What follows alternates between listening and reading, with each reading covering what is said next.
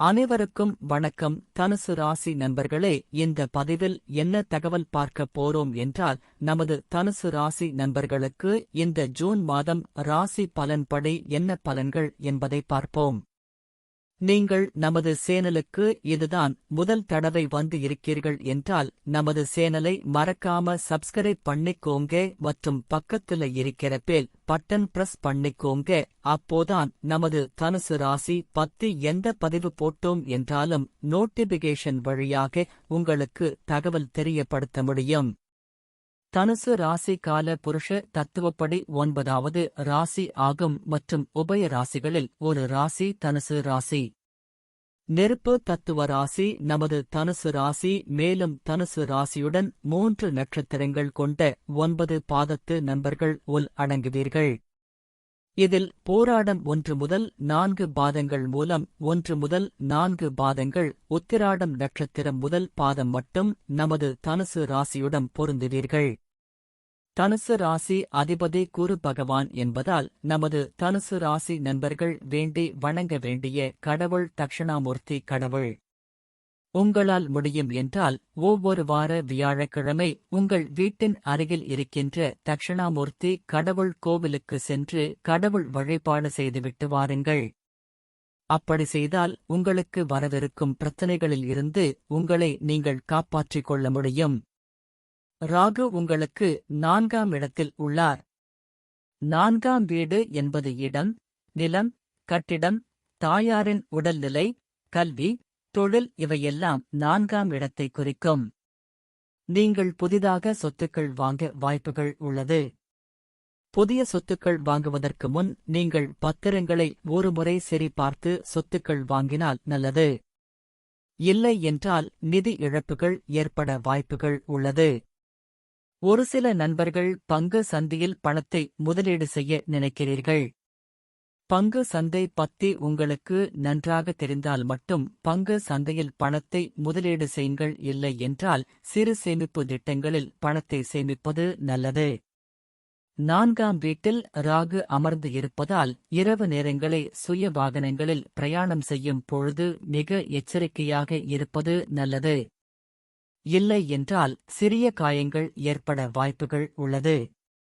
Second hand வாகனங்களை வாங்கும் பொழுது வாகனம் சம்பந்தப்பட்ட ஆபரணங்களை நன்றாக படித்துவிட்டு வாங்குவது நல்லது.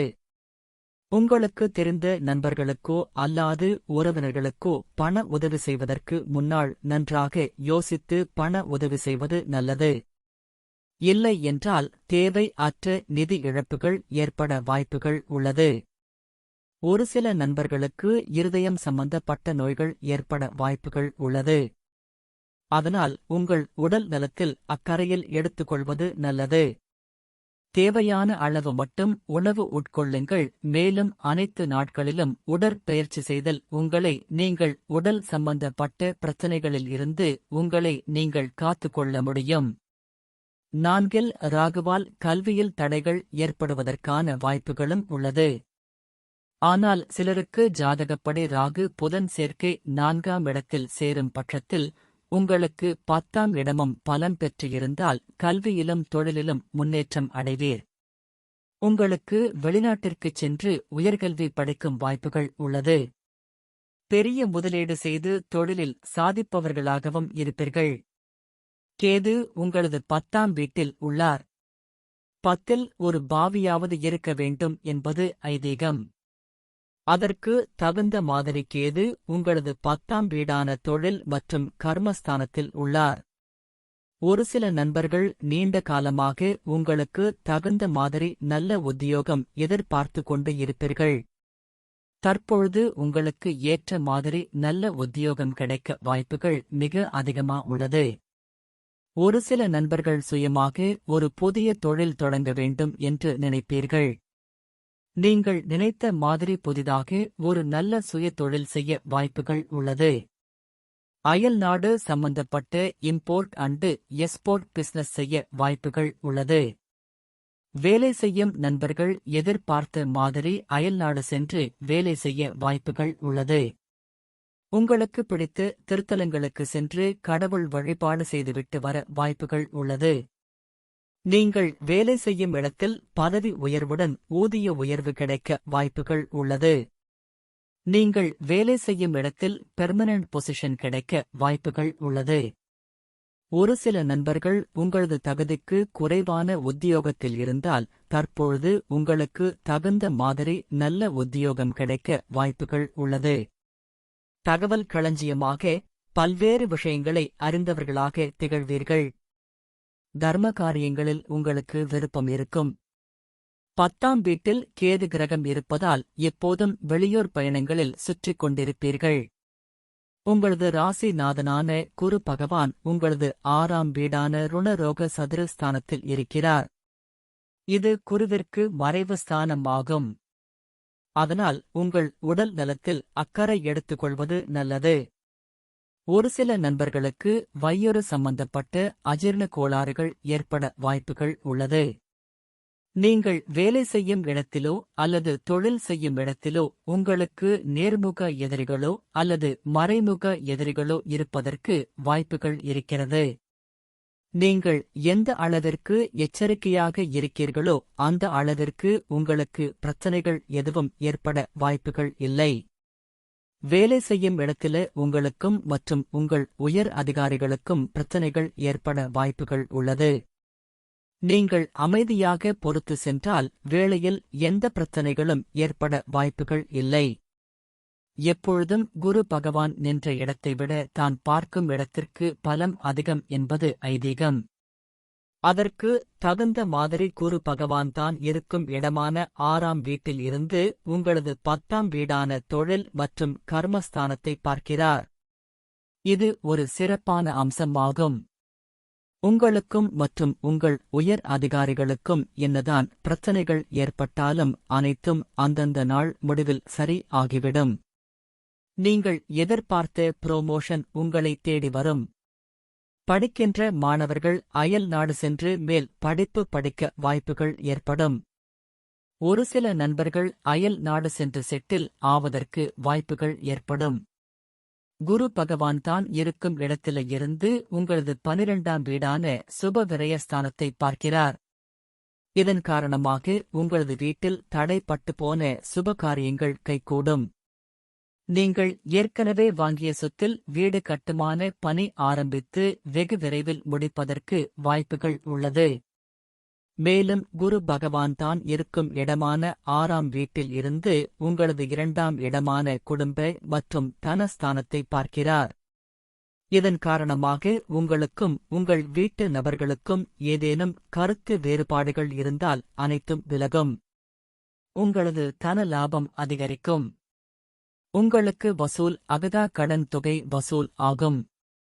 நீங்கள் கடன் வாங்கிய இடத்தில நீங்கள் கடன் தொகையை திருப்பி செலுத்த வாய்ப்புகள் ஏற்படும்.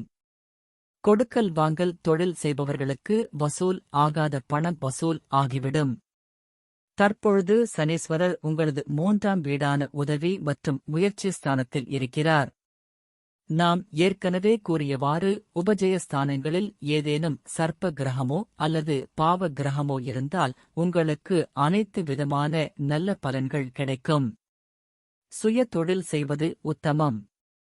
கூட்டாளியாகவும் செய்யப்படலாம் அல்லது ஆசைப்படி தொழில் செய்யலாம். எதிலும் அதிக லாபம் கிட்டும். விளையாட்டு சாமான்கள் தயாரிப்பு தொழிலில் லாபம் அடைவீர். உங்களின் கொடுக்கல் வாங்கல் எல்லாம் சுகமாக இருக்கும். வழக்கறிஞர், நடிப்பு, பொதுமக்களுடனான தொடர்பு, மருத்துவம் போன்றவற்றில் புகழ் கிடைக்கும். எழுத்தாளர் ஆனால் அதிகம் சம்பாதிக்கலாம். நடிகனாகும் வாய்ப்பு உண்டு. அரசியலில் புகழ் கிடைக்கும். இராணுவத்தின் பணியாற்றுவதில் சுய தொழிலில் அதிக லாபம் கிடைக்கும். தெற்கு வடக்கு திசைகளில் வாசற்படி அமைந்த வீடுகளில் வாழ்வது நலம். 5ஆம் வீட்டில் செவ்வாய் இருப்பதால் உங்களுக்கும் மற்றும் உங்கள் பிள்ளைகளுக்கும் கருத்து வேறுபாடுகள் ஏற்படும். நீங்கள் சற்று அமைதியாக பொறுத்து போவது நல்லது.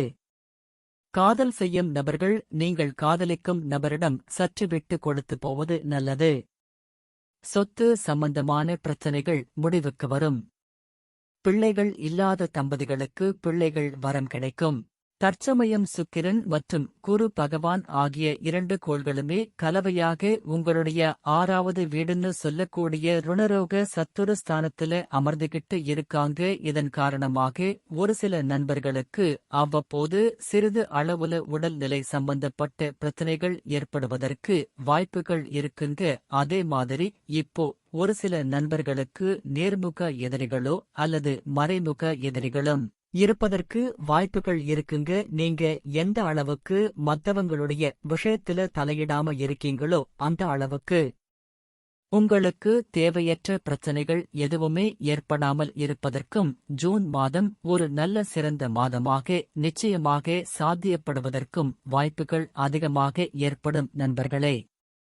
மேலும் தற்சமயம் சூரியன் நம்மளுடைய குரு மற்றும் சுக்கிரன் கூட கலவையா சேர்ந்து உங்களுடைய 6வது வீடுன்னு சொல்லக்கூடிய ருணரோக சத்துரு ஸ்தானத்தில அமர்ந்திருக்காருங்க. இதன் காரணமா ஒரு சில நண்பர்களுக்கு தோல் சம்பந்தப்பட்ட பிரச்சனைகள் ஏற்படுவதற்கு வாய்ப்புகள் இருக்கு.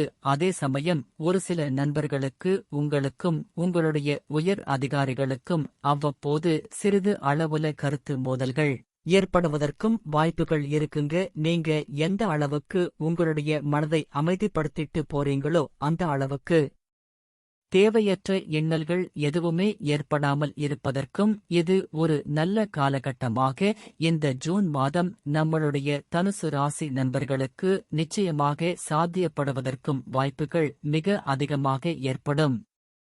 மேலும் நாம் கூறிய கோச்சார ரீதியான பொது பலன்கள் உங்களுக்கு பிடித்து இருந்தால் நமது சேனலை மறக்காம சப்ஸ்கிரைப் பண்ணிக்கோங்க. இந்த பதிவை பார்த்தமைக்கு மிக்க நன்றி. வணக்கம்.